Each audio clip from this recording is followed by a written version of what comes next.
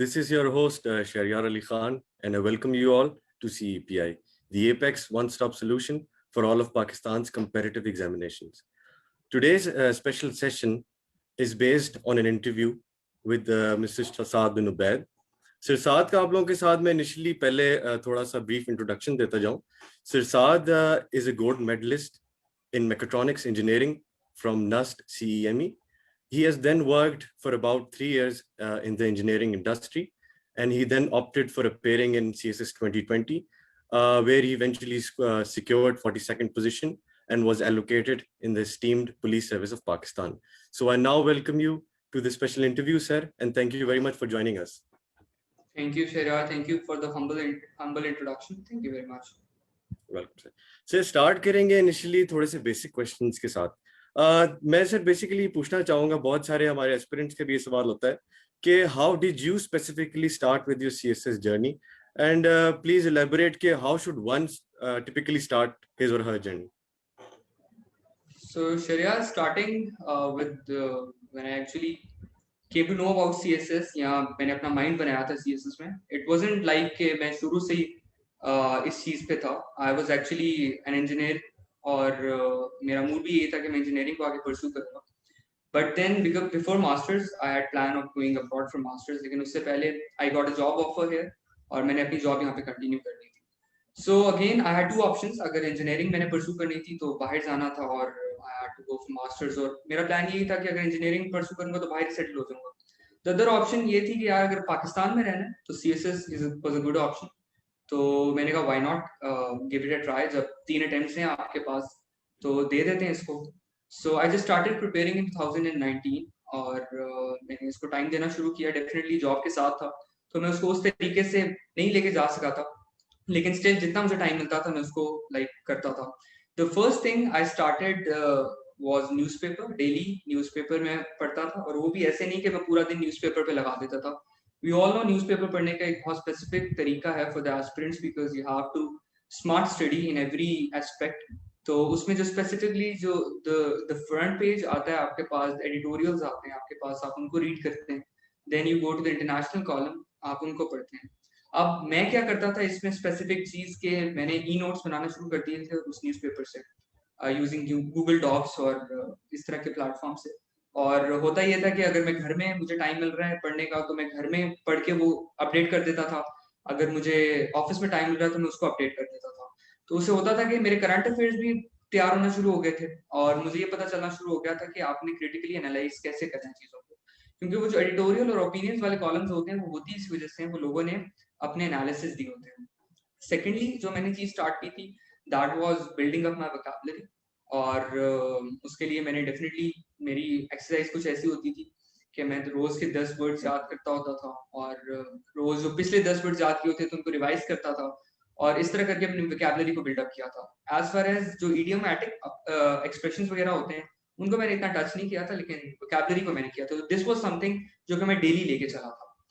अब जो next problem मुझे फेस हुई थी इस पूरी जर्नी में that was making notes because that is something you have to. अब ये जो ब्रेकिंग आइस वाला कंसेप्ट होता है ये बड़ा इंपॉर्टेंट होता है सीएसएस की जर्नी में बिकॉज़ आप को पता ही नहीं चलता कि आपने स्टार्ट कहाँ से करना है actually. So I started with general sciences and abilities because मेरा खुद का साइंसेस का एक बैकग्राउंड था तो उसमें मुझे बड़ा फायदा हो गया था. मैंने चीजें भी उस तरह फैक्ट बेस्ड बनाई थी और एक चीज मैंने अपने आप को बता दिया था कि मैं ऐसे नहीं करूंगा कि मैं एक दफा नोट्स बना रहा हूँ फिर उसको कंसाइज करके दूसरी दफा नोट्स बना रहा हूँ. अगर मैं एक दफा नोट्स बना रहा हूँ तो बस मैं उन्हीं नोट्स को आगे लेके चलूंगा. तो मेरा जो तरीका होता था वो ये था कि बहुत छोटे नोट्स बनाया करता था. इवन बीच में मैंने कहीं पे जिक्र करना है कि if something is going higher तो इंस्टेड में पूरा हायर लिख रहा हूँ मैं एरो से डिनोट कर देता था उस चीज को. तो होता ये था कि चीजें बहुत ज्यादा कंप्रेस हो जाती थी. सिंबॉलिक लैंग्वेज में बहुत ज्यादा यूज करता था उसमें. सो हमें पता है कि जो जनरल साइंसेस एंड एबिलिटीज है उसके पेपर में you get a question of 5 marks. तो मैं किसी भी टॉपिक को 6 पॉइंट से ज्यादा नहीं प्रिपेयर करता था. फिर 6 पॉइंट्स भी इस वजह से कि आप पेपर में एक ना एक पॉइंट भूल जाते हैं तो वो कहीं ना कहीं आपको कंपनसेट कर देता है. देन डेफिनेटली डायग्राम्स करना और ये चीजें करना. Once I went through my general sciences and abilities तो एक कॉन्फिडेंस आ गया था, एक पता चल गया था कि यार बाकी सब्जेक्ट्स को कैसे लेके चलना है. तो फिर आहिस्ता आहिस्ता अपने ऑप्शंस को लेके चला था. And this is how I went through the journey. Right, wonderful, sir. Sir, my next question to you would be, that did you always plan for CSS? क्या हमेशा से कोई प्लान था CSS देने का, या फिर एक certain point of time पे आपका प्लान जो है वो शिफ्ट हुआ कि हाँ जी अब मुझे सिविल सर्विस की एग्जाम में अपेयर होना चाहिए? इनफैक्ट शरियार, जैसे मैंने थोड़ा सा पहले बताया, तो मेरा सिविल सर्विसेज का कोई पहले प्लान नहीं था डेफिनेटली। मेरा ये प्लान था कि मैं इंजीनियरिंग को ही आगे परसू करूंगा, लेकिन अनफॉर्चुनेटली हमारे मुल्क में इंजीनियरिंग की वो अपॉर्चुनिटीज नहीं है जो कि बाहर मिलती है। सो मैं फिर भी मेरा भी ये प्लान था कि अगर मैंने इंजीनियरिंग को परसू करना है देन आई गो अब्रॉड, वहां से मैं अपना डॉक्टरेट भी करूंगा, पोस्ट डॉक भी करूंगा। तो कहीं ना कहीं फिर लाइक वहां पर सेटल होने वाला सीन मेरा बन रहा। So, यहाँ पे रहते हुए if you want to work something, if you want to groom yourself, आपने अपनी पर्सनालिटी डेवलप करनी है गिवन योर एबिलिटीज, तो उसमें सीएसएस वाज समथिंग जो कि मेरे सामने आया था और मैंने कहा why not opt for this instead कि यार मैं बाहर जाता हूँ और मैं वो वाला सारा सीन करता हूँ। सो डेफिनेटली सीएसएस की फिर मैंने तैयारी शुरू कर दी थी। और नाउ शुरू में आपको ये लगता है कि यार you are completely switching your profession, but ऐसा बिल्कुल भी नहीं है। engineering, as we all know, it means to engine something, to innovate something. So वो जो innovation है, वो जो engineering है, वो आप कहीं भी ला सकते हैं। वो like आप like I've been selected in Police Service of Pakistan. So मेरा दिमाग उसी तरह से चल रहा है how to implement that engineering and that department. So again, I'll just implement that engineering knowledge in whatever I'll get through here. Right, sir. Sir मेरा next question जो है एक बड़ा फ्रीक्वेंटली आस्क्ड क्वेश्चन है, क्योंकि आप भी इस फेस से गुजरे हुए हैं कि you prepared for CSS while doing a job. तो बहुत सारे लोग हमसे पूछते हैं कि is it possible to do CSS along with the job, and how hectic और how tough was it to prepare for the CSS while doing a 9 to 5 job? अच्छा Sharyar, for answering this question मैं आपको अपनी थोड़ी सी job nature के बारे में भी बताता हुआ चलूँ। In fact I was working in a government sector और वो भी एक रिसर्च इंस्टीट्यूट था। अब वहाँ पे कुछ सीन इस तरह से था कि वहाँ पे internet, laptops, mobiles were not allowed at all, और वी हैड डेडिकेटेड कंप्यूटर्स जहाँ पे हम लोग अपना इंटरनेट यूज कर सकते थे। Apart from that we were not allowed to do anything because वो थोड़ा सा रिसर्च इंस्टीट्यूट था ऑफ दैट नेचर। तो यस, आप बिल्कुल कर सकते हैं विद जॉब, आप सीएसएस कर सकते हैं, उसकी तैयारी भी कर सकते हैं। बस आपको स्मार्ट तरीके से चलना पड़ेगा। आप मैंने अब क्या किया था, डेफिनेटली मैं अगर इंटरनेट नहीं यूज कर सकता था इन द ऑफिस, तो मैंने वो चीजें कैटेगराइज कर ली थी ऑफिस के लिए। जब मुझे थोड़ा सा टाइम मिलता था तो मैं वहां पे प्रिपेयर कर लेता था। For example as I told, ये जो वोकैबुलरी वाला पार्ट था ये मैं हमेशा ऑफिस में प्रिपेयर करता था, as goes for the newspaper वाला सीन जो था। तो ये न्यूज़पेपर और वोकैबुलरी मैंने ऑफिस के लिए रख दिए थे। आफ्टर ऑफिस फिर मैं बाकी चीजें प्रिपेयर करता था। नो डाउट ये जर्नी एक बहुत हेक्टिक जर्नी हो जाती है विद ऑफिस 9 to 5, बिकॉज वो इटसेल्फ आपको फुली तरह से एंगेज भी कर रही होती है, आपको कंज्यूम भी कर रही होती है। लेकिन you have to come out your comfort zone. अगर सीएसएस इज समथिंग जो कि आपकी नर्व्स को टेस्ट करती है, तो ये इम्तिहान ही आपकी नर्व्स का एक्चुअली। तो अगर आपने इसको क्वालिफाई करना है then you have to come out of your comfort zone. आपको जाना पड़ता है। आई स्टिल रिमेम्बर मैं 6 बजे या 7 बजे अपने रूम में पहुंचता था। मैं फिर अपनी तैयारी स्टार्ट करता था टिल 11-12 तक वो करनी, then again I had to wake up at 6 और फिर ऑफिस जाना, और ये वाला सारा सीन साइकिल मेरे साथ चलता रहा। सो अगर मैं कर सकता हूँ आइड से कि यार कोई भी कर सकता है, because as far as I remember मैंने लाइक स्क्रैच से स्टार्ट किया था सीएसएस की तैयारी। और हमारे एस्पिरेंट्स को आजकल तो इतना ज्यादा एक्सपोजर है कि दे नो शुरू से ही क्या करना है क्या नहीं करना। So it's easy, I won't say it's very easy, लेकिन इट्स डूएबल। और अगर आप स्मार्ट तरीके से चलते हैं तो definitely you can do it. Definitely sir. ऐसे मेरा अगला सवाल जो है आपसे वो इंटरव्यू के रिलेटेड होगा कि can you first of all कोई सजेशंस आप देना चाहें कि इंटरव्यू में क्या टिप्स होनी चाहिए, क्या आपके पास ट्रिक्स होनी चाहिए कि आप इंटरव्यू को एस कर सकें? Secondly, if you can personally walk us through your interview day, कैसा रहा आपका इंटरव्यू पर्सनली? अच्छा शहरयार, ये जो बात मैं आपको बताने लगा हूँ ये इंटरव्यू के लिए भी उतनी जरूरी है जितनी आपकी रिटन पार्ट के लिए जरूरी है। अच्छा, सबसे पहले पढ़ने से पहले, like when you starting your optional, when you starting your current affairs, आपको एक वर्ल्ड ओवरव्यू होना बहुत ज्यादा जरूरी है। आपको एक वर्ल्ड ज्योग्राफी का पता होना चाहिए, पॉलिटिकल कंट्रीज का पता होना चाहिए, कहाँ पे क्या चीज हो रही है, क्यों हो रही है, किस कॉन्टिनेंट में किस तरह के रिसोर्सेज अवेलेबल हैं। सो ये इंटरव्यू के लिए भी बहुत ज्यादा जरूरी है और ये रिटर्न के लिए भी बहुत ज्यादा जरूरी था। तो again I started my interview की प्रैक्टिस विद दीज थिंग्स। मैंने एक लाइक थोड़ा सा इन डेप्थ पढ़ना शुरू किया था चीज़ों के बारे में, कंट्रीज के बारे में, कुछ बहुत मैं रिटर्न में पढ़ भी चुका था। अपार्ट फ्रॉम दैट जो इंटरव्यू का पैनल होता है वो हर साल कुछ ना कुछ नया लेकर आता है। They want something, they test something new from the candidates. अब हुआ ये था कि हमारे दफा जो थे वो हिस्ट्री को बहुत ज्यादा टच कर रहे थे, हिस्ट्री को, यूरोपियन हिस्ट्री को और इन तरह की चीजों को। तो डेफिनेटली हम जो नहीं भी पढ़ा हुआ था हमने आपके रिटन में, फिर वो भी सारा कुछ कवर करना पड़ा था। थोड़ा सा फायदा हमें ये हो गया था कोविड की वजह से, हमें थोड़ा सा ज्यादा टाइम मिल गया था इन चीजें कवर करने के लिए।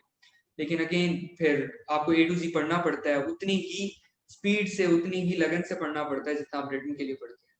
Now going to the experience of my interview, आपका जो इंटरव्यू होता है वो 3 स्टेजेस में होता है, जिसमें आपके 2 दिन साइकोलॉजिकल के होते हैं और जो लास्ट दिन है that is viva voice.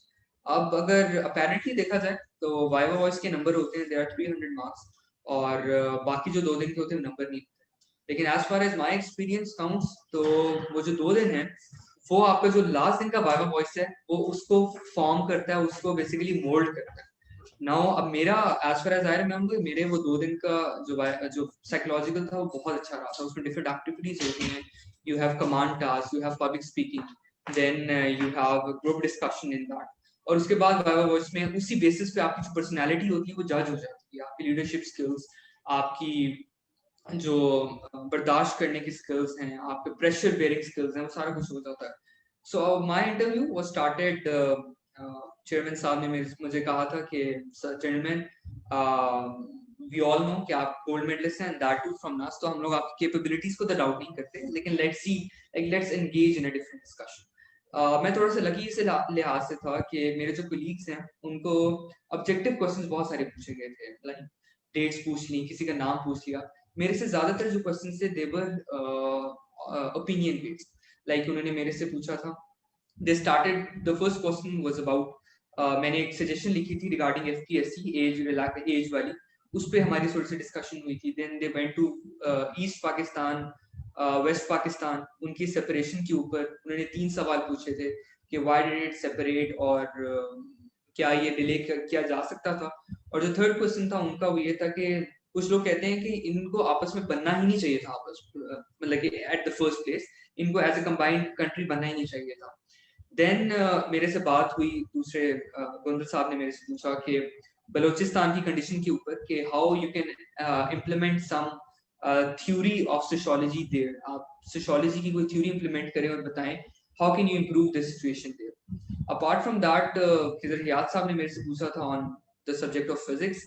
There was a discovery at the very same day, G particle की डिस्कवरी हुई थी सर्न के अंदर, तो उसके ऊपर डिस्कशन हुई थी हमारी।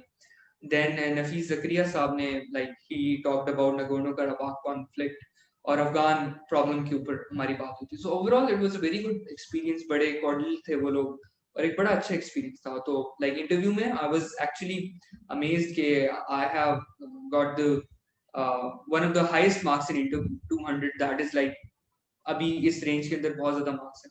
आई am lucky to have received such marks. Mashallah, that's wonderful, sir. Sir, my next question to you would be, ये भी बड़ा commonly asked सवाल है कि CSS tends to be hectic and full of pressure. So how did you personally cope up with the whole process, and how did you overcome the potential demotivation that the aspirants face? अच्छा, शरियार, एक बात तो ये है कि I can never work in isolation. अगर मुझे बैठा दिया जाए एक कोने में, लाइक ये वेरी करता है फ्रॉम पर्सन टू पर्सन। मैं अगर अपनी बात बताऊं तो मैं अगर बाहर आउटिंग नहीं कर रहा, मेरे इर्द में फ्रेंड से बात नहीं कर रहा, फैमिली से बात नहीं कर रहा, तो लाइक वो प्रेशर जो है मेरे ऊपर बिल्डअप होता रहता है। तो जब मेरे एग्जाम का लास्ट डेट्स आ गई थी तो मैंने 2 महीने की ऑफिस से छुट्टी ली थी फाइनल प्रिपरेशन के लिए और रिविजन के लिए। और उसमें आई हैड ऑप्शन, मुझे इस्लामाबाद में मेस मिला हुआ था और मैं वहां पे बैठ सकता था आइसोलेटेड अपने रूम में तैयारी कर सकता था। लेकिन I went to Lahore with my family. Definitely distractions होती हैं, लेकिन आई स्टिल वेंट देयर और मैंने वहां पे अपनी बाकी की तैयारी की थी। अब होता ये है कि आपकी जो फैमिली और फ्रेंड्स की सपोर्ट होती है ना, वो आपको बहुत सारी चीजों से गुजार देती है। कितनी दफा ऐसा होता था कि यार यहाँ तक सोच आती थी बंदे को कि यार मैंने नहीं करना, या अगले साल देखा जाएगा इसको, बिकॉज सिलेबस बहुत ज्यादा होता था चीजों का। लेकिन व्हेन यू सी आपके पेरेंट्स की शक्ल देखते हो ना आप, तो वो एक वैसी एनर्जी मिल जाती है आपको। और फिर जब रात के 2-2 3-3 बजे तक आप पढ़ रहे होते हो एंड वो सीट के आपको ले जाते हैं बाहर के, हम तुम्हें थोड़ी सी फ्रेश करवा के लेकर आते हैं, तो वो अगला दिन भी आपको बड़ा अच्छा गुजर जाता है। फिर दोस्त आ जाते हैं, उनके साथ डिस्कशन करके आपका जो डिस्ट्रेस है वो थोड़ा सा खत्म हो जाता है। तो दिस इज हाउ मैंने अपना प्रेशर को रिलीव करता रहा था मैं इन द होल जर्नी, और मैं इसको आगे लेके चलता रहा। Right, sir, definitely. Sir, my next question to you would be कि आप थोड़ा सा आपके पर्सनल उस पे होगा एक कैपेसिटी में कि sir, what do you think, what aspects or particulars did you have in yourself that you eventually found yourself capable enough to appear in CSS? कि आपने कहा कि जी यार मैं मेरे अंदर ये क्वालिटीज है तो मैं CSS में appear हो सकता हूँ and eventually land in the top 50. यार फर्स्ट ऑफ ऑल मेरा जो पहला पर्पस था ना सीएसएस करने का, दैट वाज नॉट, जो कि एक बड़ा कॉमन सा पर्पस होता है। मेरा जो नंबर वन जो पर्पस था that was to learn something actually, because हम लोग ये सुनते हैं कि अगर आप सिर्फ सीएसएस एक दफा एग्जाम के लिए अपेयर भी हो जाए ना, it completely transforms you, and that is very true for me, और वो मेरे लिए भी बड़ा ट्रू साबित हुआ था। तो when I appeared for CSS, मैंने सब्जेक्ट्स भी कुछ इस तरह के चूज किए थे जो कि मुझे like in getting to know my surroundings, और इसके बारे में मुझे थोड़ा सा बेहतर आइडिया मिले और चीजें। So first of all, मेरी जो intention थी of doing CSS, I guess that mattered a lot in my whole journey. I wanted to learn something, और मैंने उसी तरह से तैयारी भी की थी। I went for research based material. I used internet her subject के लिए, instead for cramming और books को जो notes हैं उनको use करते हुए, instead मैंने social problems के बीच में research किया और उधर से मैंने अपनी information collect की थी। देन डेफिनेटली शरियार, आपकी कंसिस्टेंसी बहुत ज्यादा मैटर करती है, आपकी डेडिकेशन बहुत ज्यादा मैटर करती है। ऐसा नहीं हो सकता कि आप एक दिन पढ़ लो दूसरे दिन ना पढ़ो। आपकी कंसिस्टेंसी बहुत ज्यादा मैटर करती है। आपने अपने आप से एक्सक्यूजेस नहीं बनाने होते।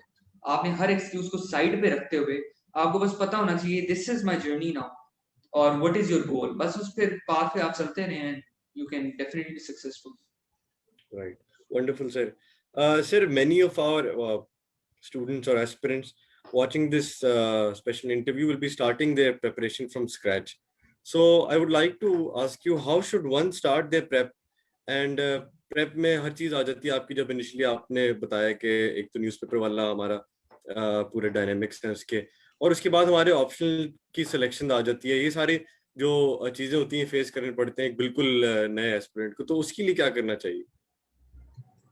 अच्छा यार, मुझे वो अपना वाला टाइम याद आ गया जब मैं अपनी तैयारी स्टार्ट कर रहा था। सबसे पहले तो आपने ये करना है, आपने अपने आप को भरोसा दिलाना है कि आप ये कर सकते हैं। आई रिमेम्बर जैसे we are having an interview here, I used to watch a lot of interviews in the initial days जब मैंने तैयारी करनी थी। अब होता ये था कि दे यूज्ड टू टेल कि मैंने ये किताब पढ़ी है, मैंने ऐसे किया, मैंने वैसे किया। तो वो इंस्टेंट एनकरेज होने के ना, आई यूज्ड टू समटाइम्स, मैं अपना जो मोरल था वो मेरा डाउन हो जाता था कि यार इन्होंने इतना कुछ किया, मैं एक साल में कैसे कर लूंगा। लेकिन अभी उस सारी जर्नी से गुजरने के बाद this is one thing for sure कि यार जो भी स्टार्ट कर रहे हैं ना, हैव कॉन्फिडेंस कि आप कर सकते हो। जब this is your first step, जब ये स्टेप आप पास कर लेते हो ना, then again that newspaper and vocabulary part, ये तो आपका डेली की रूटीन होनी चाहिए। अब फिर आपने यू हैव टू सर्च कि आप कौन से सब्जेक्ट से स्टार्ट कर सकते हो। You have to break the ice. आपको एक्सक्यूजेस खत्म करके एक्चुअली अपना काम स्टार्ट करना पड़ेगा। तो आप सबसे पहले नोट्स बनाना शुरू करो, किसी भी सब्जेक्ट को ले लो जिसमें आपका इंटरेस्ट है, जिसमें आपको लगता है कि आप बेहतर परफॉर्म कर सकते हो। स्टार्ट मेकिंग नोट्स और माइक्रो मैनेजमेंट करो टाइम की। आई से आप बता दो अपने आप को कि अच्छा, टाइम की भी माइक्रो मैनेजमेंट ऐसे करनी है कि इंस्टेड आप ये कहोगे यार दिन में इतने घंटे पढ़ने हैं, आप ये बताओ अपने आप को मैंने दिन में इतने टॉपिक्स कवर करने। और you have to be realistic, never be too optimistic, never be too pessimist. तो आपने बड़ा रियलिस्टिक होकर अपने गोल्स को सेट करना है, और आप बताओ कि यार इतने टॉपिक्स मैंने इतने दिन में कवर करने हैं, और इतने दिन में मेरे सब्जेक्ट्स कवर हो जाएंगे। मैंने रिवीजन यहाँ से स्टार्ट करनी है। रिटन प्रैक्टिस करो, दैट इज वेरी इंपॉर्टेंट, क्योंकि फाइनल डे पे जाके अगर आपके पास इतना ढेर सारा नॉलेज है और आपके पास रिटन प्रैक्टिस नहीं है तो फिर भी कोई फायदा नहीं। तो आप वो तैयारी स्टार्ट करें, नोट्स बनाएं और बताएं कि यार जो आइडियल तैयारी है दैट इज कि आप नवंबर तक अपनी जो नोट्स मेकिंग है वो कंप्लीट कर लें। नवंबर के बाद आप अपनी रिवीजन भी स्टार्ट करें और आप अपनी रिटन प्रैक्टिस बहुत ज्यादा स्टार्ट करते हैं, लाइक आउटलाइंस लिखें, एसेस की, आप अपने क्वेश्चंस लिखें। अब मेरी जो एक स्ट्रैटेजी थी पेपर में वो बहुत ज्यादा एक जरूरी ये थी कि आई यूज्ड टू मैंने जितने भी क्वेश्चन थे उनको इक्वल वेटेज दी थी। अगर मैं एक क्वेश्चन 4 पेजेस का लिखूं तो मैं एंड वाला क्वेश्चन भी 4 पेजेस का लिखूंगा। इससे ये होता है जो एग्जामिनर होता है उसको एक अच्छा इंप्रेशन पड़ता है कि उसको इक्वल नॉलेज है ऑफ एवरी क्वेश्चन। लोग क्या करते हैं, पहले क्वेश्चन जिसमें बहुत ज्यादा नॉलेज है उसको बहुत ज्यादा एक्सटेंड कर देते हैं, बाकी को थोड़ा कम करते हैं। तो you have to be smart in attempting that paper. जितना तैयारी करना इंपॉर्टेंट है उतना ही जरूरी है आपका paper attempting. Definitely sir, wonderful. Sir एक और मेरा बड़ा ही कॉमनली आस्क्ड एक सवाल होगा कि क्या आपके ओपिनियन में is the key to making a difference in the written part of CSS, जो कि हमारा एक तरह से सबसे वाइटल पार्ट है, तो किस तरह एक एस्पिरेंट जो है वो डिफरेंस क्रिएट कर सकता है अपनी राइटिंग में? अच्छा शरियार, जो डिफरेंस वाली बात है ना, वो आप स्टार्ट कर देते हो द टाइम यू डिसाइड कि आपने सीएसएस करना है। और आप वो जो डिफरेंस है वो तब से स्टार्ट हो जाता है कि आपने सीएसएस क्यों करना है। और वो जो वजह है ना, वही आपका जो जो जो 4 लोग हैं वो डिसाइड कर रहे हैं उन्होंने सीएसएस करना है। चारों लोगों की डिफरेंट रीजंस होंगी और वो डिफरेंट रीजंस उनको डिफरेंट पाथ्स पे लेके जाएंगे। तो first of all you have to be very sure you have to do CSS for the right reasons. पहले तो आपको ये पता होना चाहिए कि यार look at the bright side, कि सीएसएस कर रहे हो नॉलेज के लिए करो, ठीक है ना, होता है नहीं होता वो बात की बात है, बट प्रिपेयर आप इस तरह से करो कि you get something in return, जो ऐसी चीज है जो कि आप कभी रिग्रेट नहीं करोगे बाद में। Next, definitely this is like for serving the public, वो भी आपके माइंड में होना चाहिए। नेक्स्ट जो है जो डिफरेंस आप क्रिएट कर सकते हो आप अपनी तैयारी से कर सकते हो, अपने रिसर्च से कर सकते हो। कॉम्पिटेटिव एग्जामिनेशन में आपकी जो तैयारी होनी चाहिए उसमें कुछ यूनिक होना चाहिए, और यूनिक तभी होगा when you go for research based materials. आप गूगल स्कॉलर पे जाओ, रीड रिसर्च पेपर्स, आपके पास तो सोशल इश्यूज के ऊपर इतने ढेर सारे रिसर्च पेपर्स अवेलेबल हैं। इंस्टेड कि आप क्रैमिंग करो और वो वाली चीजें पढ़ो, आप रिसर्च बेस्ड मटेरियल को यूज करते हुए आप उस तरह से करो, तो definitely you can make a difference at the end. Then जो डिफरेंस आप क्रिएट कर सकते हैं वो कर सकते हैं पेपर अटेम्प्टिंग के दौरान। आप प्रॉपर हेडिंग्स के साथ, प्रॉपर इंट्रोडक्शन, प्रॉपर बॉडी और प्रॉपर कंक्लूजन के साथ जब अपने आंसर करेंगे पेपर को, तभी एग्जामिनर उसको इजीली रीड कर सकेगा। This is very common thing के मैं तो हमेशा यही कहता हूँ कि आप जब भी कोई चीज अटेम्प्ट करते हो ना, सबसे पहले आप उस जगह पे अपने आप को रखो कि आप एग्जामिनर हो और आपने वो पेपर चेक करना है। तो आप खुद सोचो कि यार आपने इतना कुछ लिख दिया है लेकिन उसको कुछ सैग्रीगेट नहीं किया, बाइफिकेट नहीं किया, तो आपको खुद पढ़ने में मुश्किल हो जाएगी। तो you have to make that mindset और उस हिसाब से प्रिटेंड करो। तो डेफिनेटली ये सारी चीजों को फॉलो करते हुए you can make a huge difference at the and. Right, great sir. Sir मेरा अगला सवाल जो है कंपलसरी सब्जेक्ट से रिलेटेड होगा कि sir compulsory subjects they are considered low scoring comparatively, तो सर आपकी पर्सनली क्या स्ट्रेटजी थी to get through these very papers? मेरी जो स्ट्रैटेजी थी वो ये थी, I just first of all explore कि मेरी स्ट्रेंथ्स क्या हैं। I was an engineer, science was my strength. मैंने जनरल साइंस को उस हिसाब से तैयारी की थी कि अगर मेरे बाकी सब्जेक्ट्स में कम आते भी हैं तो जनरल साइंस उसको कैटर कर लेगा, और एग्जैक्टली ऐसे ही हुआ। I got 73 in general sciences and abilities this year. उसकी वजह से मेरा जो स्कोर था काफी ऊपर चला गया था। देन ऑप्शंस के साथ साथ जो कंपलसरी हैं उनके लिए भी बड़ा जरूरी होता है हर सब्जेक्ट के लिए, जो उनकी जो डिफरेंट जार्गन्स हैं उनको यूज करना। फॉर एग्जांपल इस्लामियात के लिए you have to be very sure के you have to be Islamic while writing your paper. You have to write those verses, you have to write those translations वगैरह। जो आपका point of view होना चाहिए वो थोड़ा सा इस्लामिक होना चाहिए, दैट डिपिक्ट्स कि यार आप इस्लामियात का पेपर आप अटेम्प्ट करें। As far as Pakistan affairs is concern, तो आपको कॉन्स्टिट्यूशन से मदद लेनी चाहिए और आपको लाइक उस तरह से पेपर अटेम्प्ट करना चाहिए। करंट अफेयर्स इज लाइक आपने एक न्यूट्रल बंदा होके आपने एक एनालिसिस देना है of whatever is going around the world. So compulsory में you first of all find out आपकी स्ट्रेंथ्स क्या हैं, उसको प्रिपेयर करें। और जो इंपॉर्टेंट पेपर्स हैं जिसमें अक्सर लोग फेल होते हैं, जिसमें इंग्लिश एसे है, आपका इस्लामियात है और जो प्रेसी है, इनमें जो मेन जो चीज काउंट करती है that is your English. So you have to prepare for your English. अगर आपकी इंग्लिश स्ट्रांग है then you can go through your compulsory subjects. उसके बाद आपने जो नंबर लेने हैं वो फिर आप अपने ऑप्शंस में लेते हैं। सो फर्स्ट ऑफ ऑल आप उसकी सिलेक्शन में अच्छी सिलेक्शन करें और उसके बाद उनको अच्छी तरह से प्रिपेयर करें, तो डेफिनेटली फिर आपका जो स्कोर है वो अच्छा आएगा eight the and. Definitely. Sir मेरा अगला क्वेश्चन, जिस तरह आपने बताया अपनी इसी आंसर में कि इंग्लिश प्रेसी और इंग्लिश एसे जो है वो भी बहुत ही सबसे ज्यादा फेलियर रेट भी हम देखते हैं उन्हीं का है, और सबसे ज्यादा एस्पिरेंट भी उसी में स्ट्रगल करते हैं। कोई कहता है कि जी आपको 20 से 30 एसेज लिखने पड़ेंगे ताकि आपको और असेस करवाने पड़ेंगे ताकि आप फेलियर अवॉइड कर सको। तो सर मैं ये पूछना चाहूंगा आपकी क्या अप्रोच थी टुवर्ड्स दीज टू सब्जेक्ट्स, किस तरह आपने लेके चले इन दोनों सब्जेक्ट्स को? अच्छा, अभी भी जो मुझे मैसेजेस वगैरह आते हैं, और ये जो चीज़ मैंने भी फेस की थी इन द वेरी स्टार्ट, वो ये होती है कि शुरू में एस्पिरेंट के पास इतना मटेरियल अवेलेबल नहीं होता और वो डर रहे होते हैं कि यार मैं ऐसे कैसे लिखूंगा, मुझे तो कुछ आता ही नहीं है, मैं तो इतने वर्ड से ज़्यादा जा ही नहीं सकता आगे। तो उसका सबसे ज़्यादा तरीका ये होता है अच्छा कि आप शुरू में पैनिक ना करें, instead work on your English. जो शुरू के दिन है दैट इज लाइक एसए के पॉइंट ऑफ व्यू से, प्रेसी के पॉइंट ऑफ व्यू से, that is to improve your English. बाद में जब आपने ऑप्शंस अपने प्रिपेयर कर ली तो definitely you have to work on it. मैंने ऐसे ज्यादा लिखने के बजाय मैंने आउटलाइंस ज्यादा लिखी थी। आई रिमेम्बर एंड वाले डेज में I use to write one outline every day, और कुछ को मैं डेफिनेटली चेक भी करवाता था, कुछ को मैं खुद एनालाइज करता था। और अगेन आउटलाइन लिखने में, ऐसे लिखने में, किसी भी चीज में टाइम मैनेजमेंट बहुत ज्यादा जरूरी है। I would just sit somewhere और मैं लाइक टाइम नोट करता था। मैं कोई भी पास्ट पेपर खोलता था, उसमें से एक टॉपिक चूज करता था, लाइक रैंडमली कोई भी, ऐसा भी नहीं करता था कि जो मुझे उसमें पसंद आता था।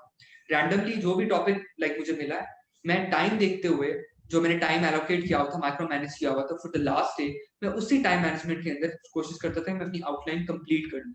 एंड डे में फायदा ये हुआ था मुझे कि मैंने उतने टाइम में अपने फाइनल एसे की भी आउटलाइन वगैरह प्रिपेयर कर ली थी। सो इसी एसे में बहुत ज्यादा जरूरी है कि आप आउटलाइन ज्यादा से ज्यादा लिखें। ब्रेनस्टॉर्मिंग वाला part is very important. Once you brainstorm तो बाकी आप आराम से अपने आर्ग्यूमेंट्स भी लिख लेते हैं, 2000 वर्ड्स का ऐसे भी लिख लेते हैं, that is not an issue. But वो जो मटेरियल को प्रॉपर्ली अलाइन करना, ऑगमेंट करना, वो बहुत ज्यादा जरूरी है in the outline part. Wonderful. Sir मेरा अगला सवाल जो है वो इसी से कंटिन्यू होता हुआ आएगा कि जैसे आपने तो इंग्लिश ऐसे और प्रेसी की एक स्ट्रेटेजी बताई है, इसी तरह सर हमारे जो रिटन पार्ट पे अगर हम बात करते हैं तो हमें किस तरह से अपने आंसर्स को लिखना चाहिए या प्रेजेंट करना चाहिए in order to fetch maximum marks? अच्छा जी यार, जो मेरी स्ट्रैटेजी फॉर जनरल साइंस वो ये थी, अगर 5 मार्क्स क्वेश्चन है तो मैं एटलीस्ट 5 या 6 पॉइंट्स उसमें दूंगा। और अगर मैं बाकी सब्जेक्ट्स की बात करूं तो फॉर एग्जांपल पाकिस्तान अफेयर्स है, उसमें 20 नंबर का सवाल आता है आपके पास, तो उसमें मैं एटलीस्ट 15 पॉइंट्स जरूर दूं। और वो ये होता ये था कि आई वुड राइट इंट्रोडक्शन, उसके बाद मैं हेडिंग वाइज वो 15 पॉइंट्स देता था, and then I would write conclusion. तो वो होता ये था कि अगर आप वो बॉडी भी नहीं भी पढ़ते ना उन हेडिंग्स की, तो एग्जामिनर नोज के यार इसने ये पॉइंट्स लिखे हैं, और होता भी ये एग्जामिनर चेक्स दोस हेडिंग्स, वो इंस्टेड बॉडी पढ़ने के बजाय वो हेडिंग्स को चेक करते हैं। तो आपने जो अपने मटेरियल है उसको प्रॉपर्ली बाइफिकेट करते हुए आपने पेपर में शो करना है कि you know these things point by point. अब this strategy I learned in my O levels, because वहां पे जब आप अपनी जो आंसर की देखते हैं ना, उसमें वो लाइक पॉइंट पॉइंट पे मार्क्स देते हैं। तो यहाँ पे भी यही होता है, you are giving points on every heading या every point you have written on your paper. तो आप उस हिसाब से एलोकेट करें। मैं तो रफ में हमेशा जब भी मैंने आंसर लिखना होता था, मैं हर क्वेश्चन में आउटलाइन ही बनाता था, लेकिन I used to make outlines, या उसकी जो ब्रेनस्टॉर्मिंग होती थी मैं रफ में जरूर करता था। उससे मुझे फायदा ये हो जाता था कि जब मैं लिखता था, लिखते हुए मुझे सोचना नहीं पड़ता था, सोचने वाला पार्ट मैं शुरू में कर लेता था, और उसके बाद मैंने यूज्ड टू राइट, बस मैं फिर लाइक उसको ऑगमेंट करते हुए, उसको लाइक उसकी बॉडी को लिखते हुए मैं फिर आगे चला जाता। Right right, great sir. Sir मेरा आज का आखिरी सवाल आपसे ये होगा कि any sort of recommendations for aspirants और जनरल ऑडियंस भी, और जो लोग मतलब आपकी तरह बनना चाहते हैं, who aspire to become like you and serve in the civil services? यार नंबर वन चीज again I like to mention कि कंसिस्टेंसी बहुत ज्यादा जरूरी है। Number two, the reason for doing CSS बहुत ज्यादा जरूरी है। अब number three, we all know कि यार बहुत काबिल लोग होते हैं जो कि अगेन रिटन भी फ्लंक कर जाते हैं या इंटरव्यू फ्लंक कर जाते हैं, तो अगेन उसमें दुआएं बहुत मैटर करती हैं। तो यार अगर वो दुआ वाला पार्ट आपने करना है ना, तो you have to always make your elders happy. आप उनकी दुआएं लें, ठीक है ना। हमेशा हम्बल रहें विद एवरीवन।